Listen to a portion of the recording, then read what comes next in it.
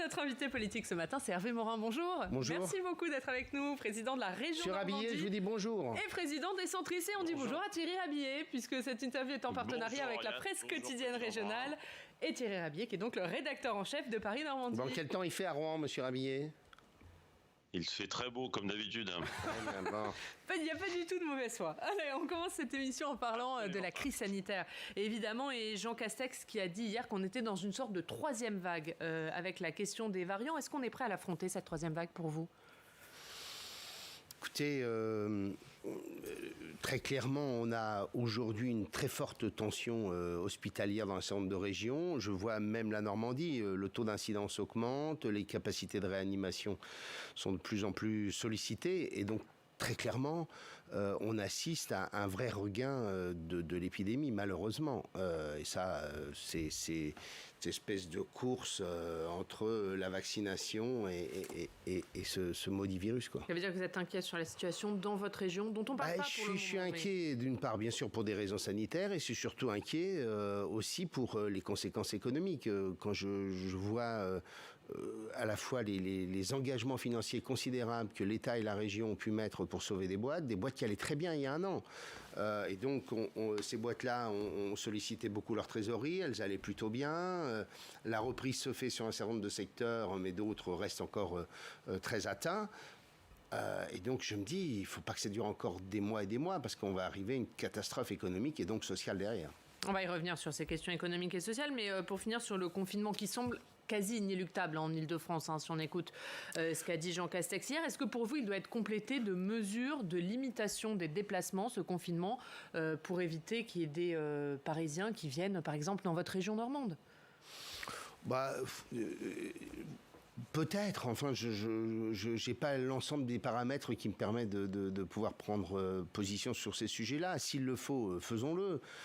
Mais clairement, il faut autant que possible mettre les gens en télétravail, autant que possible réduire les risques de contamination, reprendre, je l'espère, la vaccination le plus rapidement possible. Parce que très franchement, la décision de la suspension de la vaccination, moi, je n'ai pas encore rencontré quelqu'un en Normandie qui comprenait cette mesure.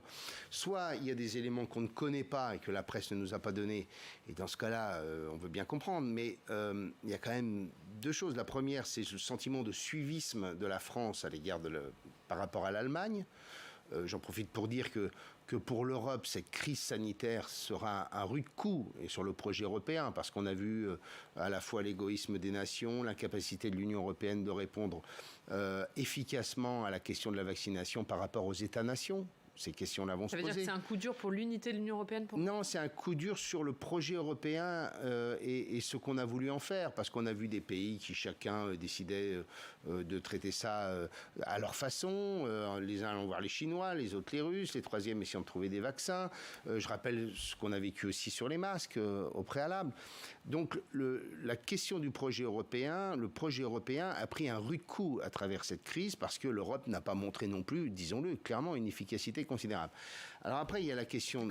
Juste pour finir là-dessus, quand Jean Castex dit hier que l'Europe doit montrer les crocs, notamment sur AstraZeneca, il a raison ou pas ? Non, mais la question, pour moi, alors c'est toujours facile après de refaire l'histoire, je reconnais, mais entre payer un vaccin un peu plus cher, essayer de tirer les coûts et les prix, quand la question c'est faire en sorte qu'on sorte le plus rapidement de cette crise, je pense que le raisonnement est assez simple. Même s'il faut surpayer un peu les vaccins, il valait mieux le faire pour avoir un maximum de vaccins et vacciner un maximum de personnes, parce que ça coûte moins cher pour le pays, économiquement, socialement et même humainement, parce qu'on vit quand même une terrible épreuve. Et donc, le raisonnement n'a pas été le bon. Et deuxièmement, très clairement, l'Europe est en retard en matière de vaccination par rapport à beaucoup d'autres pays. Je termine sur AstraZeneca. Moi, j'ai des choses que je ne comprends pas. D'une part, il y a toujours cette question entre les risques éventuels liés à AstraZeneca et le coût de l'arrêt de la vaccination. Très clairement, il faut quand même mettre en balance ces deux éléments. Pour vous, clairement, il ne fallait pas suspendre la vaccination. Écoutez, sauf s'il y a des éléments que nous ne connaissons pas, mais j'ai pas eu encore le premier argument. Mais quand il y a 17 millions, 15 millions, ou 16 millions de Britanniques qui sont vaccinés, et qu'on vous dit que par rapport à la population générale, il n'y a pas plus de cas de thrombose, vous vous dites, mais pourquoi on arrête cette vaccination? Ça a été une erreur politique. Ouais, le sentiment que ça donne, sont des pays européens affolés, une espèce de sentiment de panique. Tout ça, tout de même, est très interrogeant, quoi. Thierry Rébier a une question sur la vaccination pour vous. Justement, il y a quelques semaines, vous nourrissiez beaucoup d'espoir sur les vaccins, sur la mise sur le marché de nombreux vaccins. Là, le 4e est suspendu pour l'instant sur le territoire français, parce que vous espériez pouvoir acheter des doses de vaccins pour justement vacciner en Normandie ce que vous appeliez ceux qui font vivre l'économie, les actifs, les 20-60 ans qui ne sont pas prévus comme des personnes prioritaires à vacciner. Où est-ce que vous en êtes aujourd'hui de vos discussions justement avec des potentiels laboratoires qui, avant l'été ou au début de l'automne, pourraient éventuellement prendre le risque de vendre des vaccins directement à une collectivité locale? Écoutez, Thierry Rabillet, moi j'avais toujours dit, comme on l'a fait sur les masques, je vous rappelle que nous avons tout de même fourni 2 millions de masques au personnel de santé en Normandie, parce qu'il manquait des masques dans les hôpitaux. On a fourni, je vous rappelle, plus de 2 millions de masques aussi aux acteurs économiques pour leur permettre de reprendre au moment où cela a été possible. Et la première question que me posaient tous les chefs d'entreprise, comme vous vous souvenez, c'était « mais je ne peux pas reprendre le boulot tant que je ne suis pas en capacité de fournir des masques à mes collaborateurs ». Bien. Après, on en a fourni aux collectivités locales. Et donc, ma démarche sur les vaccins était la même. Ma démarche n'était pas d'être en concurrence avec l'État. Ma démarche était d'être en complémentarité, donner un coup de main, faire en sorte que là où on peut être utile, on le soit. Sur les masques, je n'ai pas cherché à mettre en place mon propre dispositif de distribution avec mes critères. J'ai appelé la DG de l'ARS, je lui ai dit voilà, vous me direz là où vous trouvez qu'il faut fournir des masques et c'est vous qui déciderez de les mettre là où vous le souhaitez. Bien, j'ai à l'époque dit cela parce que, regardez, en Normandie, on aura 2 usines qui vont produire des vaccins. L'une qui va bientôt, je l'espère, en produire aussi, sur un autre vaccin qui n'est pas encore sur le marché, qui est le CureVac. Et donc, le raisonnement que je tiens, c'est que mon sentiment, sauf malheur sur des vaccins qui seraient obligés d'être retirés, c'est qu'on va avoir, à partir de l'été, massivement des vaccins qui seront produits en Europe et dans le monde, et même en France. Et donc, les discussions que j'ai eues avec les industriels, pour tout vous dire, j'en ai eu, c'est de dire sur des capacités marginales, on doit pouvoir éventuellement trouver des vaccins. Alors après, il faut que j'en ai le droit. C'est un autre sujet. Le droit d'en acheter, ce que le gouvernement pour l'instant ne nous autorise pas, comme il ne nous autorisait pas sur les vaccins. Et par ailleurs, c'est le rythme de la vaccination en France. Parce que je ne sais pas si vous vous souvenez, mais au début, les actifs, les 40-60, ils n'étaient pas du tout vaccinés. Et puis après, on a eu différentes stratégies. Et ensuite, on a eu le président de la République qui nous a expliqué qu'avant la fin de l'été, tout le monde serait vacciné en France. Alors, président de la République ou ministre de la Santé, je ne sais plus, il y en a un des deux. Bon, donc, si tout le monde est vacciné durant l'été, le problème est réglé. Donc, on verra bien. Mais je continue à penser que des régions pourraient apporter un coup de main supplémentaire là où on pourrait trouver des marges, des vaccins marginalement dans le cadre des commandes qui sont faites. Question sur les écoles, les lycées, Thierry ? Oui, en juin dernier, vous étiez un petit peu agacé de voir la précipitation avec laquelle le gouvernement vous incitait à rouvrir les lycées pour quelques jours avant les vacances d'été. Est-ce que finalement, avec le recul, c'était déjà une bonne idée ? Justement, est-ce que c'était une bonne idée d'impulser finalement ce retour à l'école quand on voit que quasiment 6 mois plus tard, on est face toujours à cette crise sanitaire et on voit que la jeunesse souffre énormément et que cette continuité pédagogique en présentiel permet un petit peu quand même d'adoucir la note. Au mois de juin, le débat était différent. Le débat, c'était rouvrir des lycées pour 8 jours ou 10 jours, avec des conseils de classe qui avaient la plupart du temps eu lieu. Et si j'avais pris cette position en disant « n'ouvrons que là où c'est vraiment nécessaire », on m'avait cité par exemple l'histoire des classes préparatoires, c'est parce que les proviseurs eux-mêmes avaient évoqué cette question en me disant « comment faire revenir des élèves en classe quand au bout du compte il n'y a plus d'enjeu ?» parce que l'année scolaire est terminée. Donc les faire revenir 1 jour ou 2 jours pour reprendre contact avec leurs profs pour préparer l'année suivante, oui. Et d'ailleurs, au bout du compte, c'est ce qui s'est passé. rouvrir les lycées comme le gouvernement l'annonçait totalement, pleinement, alors qu'il restait 8 jours de scolarité, j'avais trouvé ça tout de même un peu curieux. Bon, ben voilà. Mais aujourd'hui, est-ce que Jean-Michel Blanquer a raison de dire qu'il faut tout faire pour maintenir les établissements scolaires ouverts ? Moi, je regarde le taux de contamination dans nos personnels qui travaillent dans les lycées. Comme vous le savez, ils sont très nombreux. C'est environ 3500 agents. On a très très peu de contamination. On en a un tout petit peu plus par rapport aux semaines suivantes, des précédentes, mais très peu. Donc en clair, aujourd'hui, rien n'indique que les protocoles sanitaires qui ont été mis en place dans les lycées soient défaillants. Puisqu'on a dans nos personnels très très peu d'agents qui sont contaminés.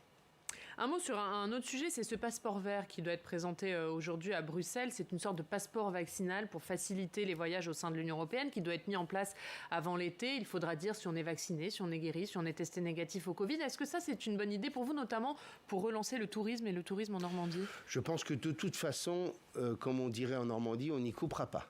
Je pense qu'il y a beaucoup de pays qui réclameront en effet un document sur votre état vaccinal et que donc l'idée selon laquelle ce serait une atteinte majeure à nos libertés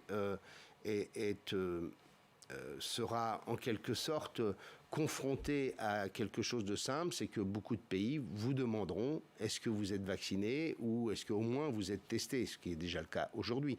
J'ajoute que j'ai encore le souvenir, mais c'est peut-être des réflexes de vieux, c'est qu'on avait un petit livret jaune, je ne sais pas si vous vous souvenez, vous êtes trop jeune, mais M. Rabillet doit s'en souvenir, un petit livret jaune qu'on devait avoir lorsqu'on partait. Moi, j'ai beaucoup voyagé quand j'avais entre 20 et 30 ans à travers le monde, et j'avais, je ne sais plus quoi, la fièvre jaune, je ne sais plus quoi, des vaccinations qui étaient obligatoires.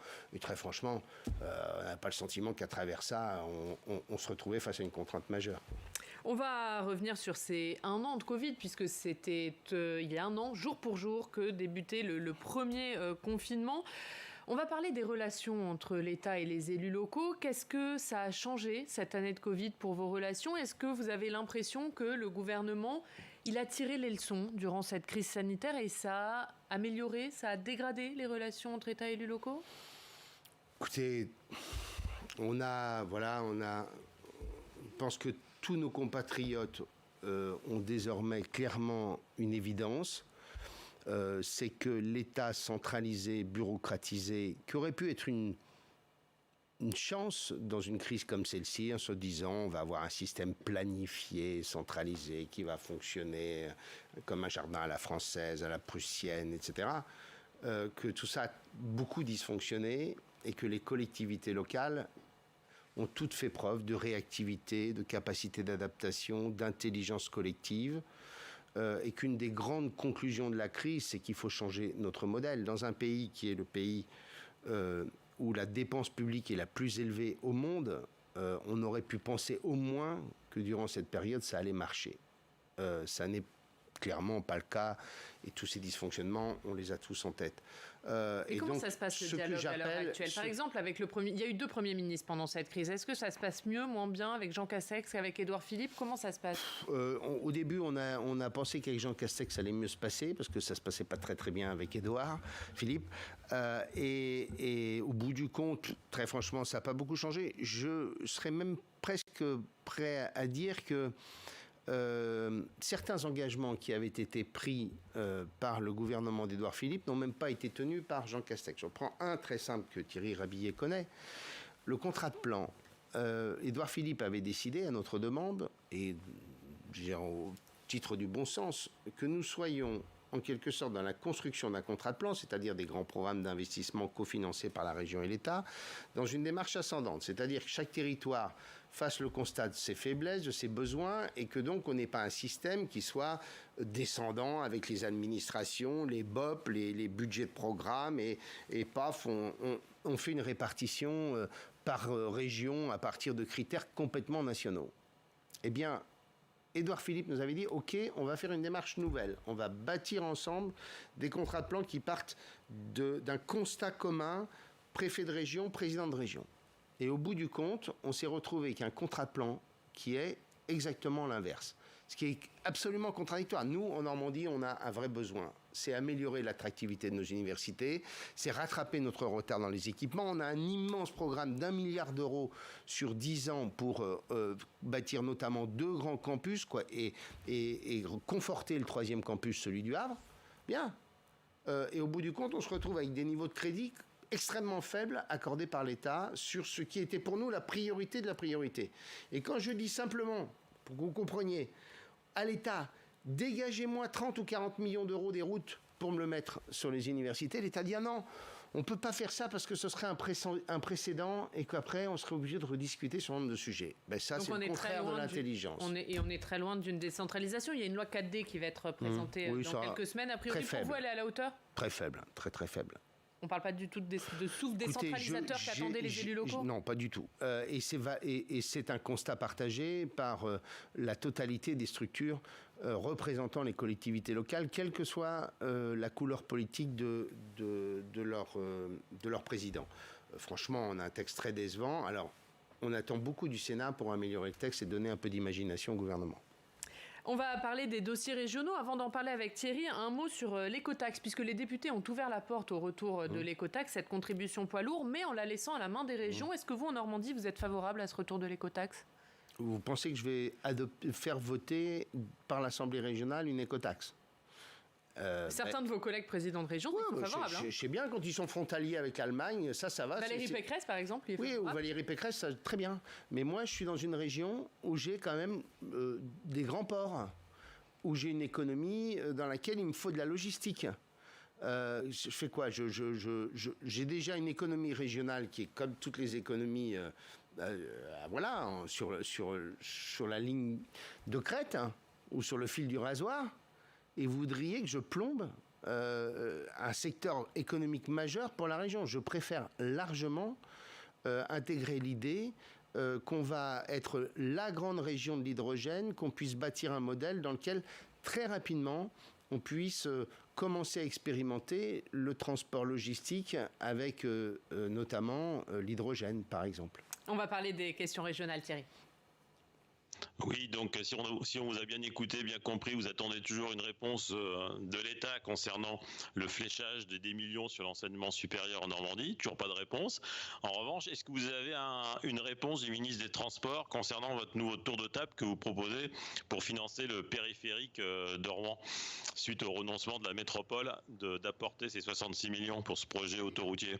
Ce que je crois savoir, c'est que l'État attend la décision le vote du département de la Seine-Maritime sur sa contribution complémentaire pour compenser le retrait de la métropole de Rouen, et c'est ensuite que nous aurons des discussions avec l'État.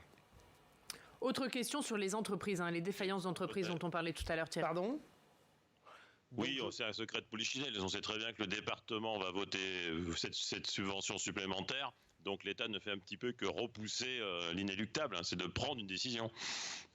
Écoutez, je vous laisse, je vous donne le numéro de portable de Jean-Baptiste Djebari et vous lui ferez savoir. Mais moi, les échos que nous avons du ministère des Transports, c'est qu'ils attendent la décision définitive du département de Seine-Maritime et ensuite la discussion aura lieu. On est encore dans les délais et dans le calendrier. Sur les entreprises, Thierry ? Oui, vous êtes à la manœuvre sur le plan économique depuis plusieurs mois, depuis 1 an, pour justement améliorer la situation économique des entreprises. La Normandie n'est pas épargnée. Vous suivez des dossiers lourds en ce moment, le dossier du site de Valourec sur des villes d'Erwan, le dossier de Manoir Industrie dans l'Eure, un département que vous connaissez bien.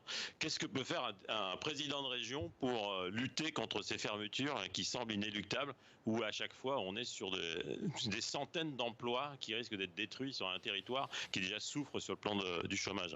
Écoutez, on est entre Valourec et Manoir Industrie, d'ailleurs, on n'est pas dans la même situation. Non, d'un côté, on est sur l'État qui est défaillant, et sur l'autre dossier Manoir Industrie, sur un actionnaire chinois qui est défaillant. Donc effectivement, on est sur 2 dossiers, 2 dimensions différentes. Sur Manoir Industrie, j'ai de bons espoirs.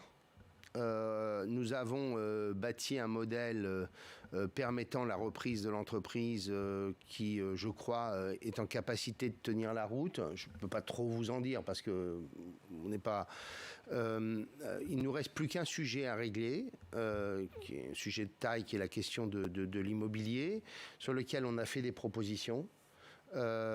Et donc, en clair, la balle est dans le camp du propriétaire du foncier et de l'immobilier de Pitre, de Manoir Industrie. Et si cette question-là trouve une solution, et il n'y a pas de raison qu'on ne trouve pas de solution, on doit être en capacité de sauver l'entreprise. Ça, c'est, je crois possible. Sur Vallourec, honnêtement, j'ai eu l'occasion de le dire au PDG de Vallourec, cette entreprise se comporte très mal. Quand je suis allé rencontrer le président de Vallourec, à un moment, il nous a expliqué que l'écosystème industriel allemand était meilleur et donc il renforçait, que c'était plus facile en Allemagne et donc il renforçait son outil industriel en Allemagne. J'ai dit, moi, j'ai le souvenir avec Xavier Bertrand d'avoir rencontré le patron de Südzucker quand il nous a fermé 2 usines de production de sucre et les 2 fois, il nous a expliqué que lui, il était allemand et que d'abord et avant tout, il sauvait ses usines en Allemagne. Et je lui ai dit, mais est-ce qu'un jour, vous vous comporterez un peu en patriote en pensant que si Vallourec est encore debout, c'est parce que l'État soutient Vallourec, et d'avoir un réflexe de temps à autre national, de se dire je suis français. Est-ce que c'est si compliqué que ça, quand on est PDG d'une boîte, de se dire le siège social de cette boîte est en France, à Boulogne, toute l'histoire industrielle de Vallourec est liée à l'histoire de la France, et donc je vais faire en sorte qu'on privilégie d'abord la France. Je sais pas, moi, ça me paraît tellement évident, quoi. Et dernière question de Thierry sur les régionales. Thierry, avant de vous laisser la parole, on va regarder ensemble ce dernier sondage, Hervé Morin, sondage IFOP pour le Parti communiste, qui vous donne en tête un 31%, suivi de Nicolas Bay pour le Rassemblement national à 24% et Sébastien Jumel pour le Parti communiste à 14%. Thierry, une question. Oui, justement, vous êtes déjà quasiment en campagne, vous avez lancé votre plateforme participative. Quand vous voyez ces sondages qui vous donnent tous en tête, est-ce que clairement vous vous dites les jeux sont faits et je repars pour 6 ans, et avec quel projet ? Écoutez, Monsieur Rabillet, l'avantage c'est que j'ai appris une chose, c'est qu'une élection n'était jamais gagnée. Voilà, et j'ai toujours eu beaucoup d'humilité face au suffrage universel. Donc en clair, au moins, si je vous donnais un sondage que chaque année fait la région, on a un taux de satisfaction sur la politique régionale qui est très élevé, mais je sais que ce n'est pas sur un bilan qu'on est élu, mais sur un projet. Et donc très clairement, je présenterai à la fois ce que nous avons réalisé, parce que nos compatriotes ne le savent pas toujours, et de l'autre, nous aurons l'occasion de présenter, mais pas avant le mois de mai, un projet, des propositions nouvelles. Vous verrez, il y a des choses assez décapantes et assez nouvelles pour la Normandie dans ce projet. Mais chaque chose en son temps. Et vous reviendrez nous en reparler. Oui, avec plaisir. Mais je pense que M. Rabillet m'invitera dans les colonnes de son journal. Ah ben, on espère que vous viendrez aussi sur ce plateau avec Thierry Rabillet. Merci Thierry. On regarde la une de Paris-Normandie. Merci. C'est un Normand qui fait rêver la France entière à la une de Paris-Normandie. C'est Thomas Pesquet. Oui, on l'avait reçu. On avait fait une manifestation avec les jeunes. Et alors, la popularité de Thomas Pesquet, l'intelligence de cet homme est absolument extraordinaire. Et il est à la une de Paris-Normandie. Vous étiez là quand on l'avait reçu ? Oui, on était à l'hôtel de région à Rouen, effectivement. Ouais. Non, et puis après on l'avait reçu. Avec Lucien. On l'avait reçu avec les jeunes, et avec 4000 jeunes qui avaient discuté avec lui, c'est assez formidable. Et il est donc à la une de Paris-Normandie. Merci beaucoup Thierry Rabillet d'avoir été avec nous, et merci Hervé Morin d'avoir été notre invité ce matin. On passe tout de suite au Club des Territoires. La Mutuelle nationale territoriale, la mutuelle des agents des services publics locaux, vous présente le Club des Territoires. Engie, acteur engagé dans la transition zéro carbone des régions, vous présente le Club des Territoires.